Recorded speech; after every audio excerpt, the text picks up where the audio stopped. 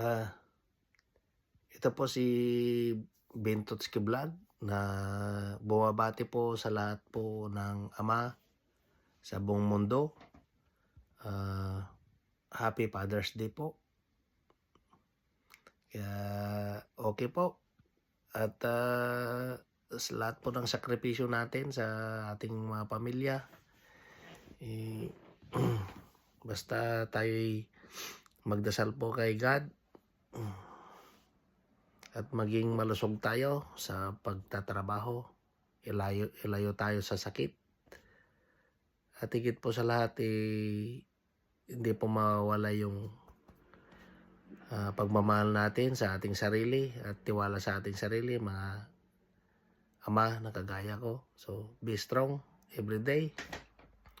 Ang problema, tawanan lang ang mga problema. Happy Father's Day po sa lahat.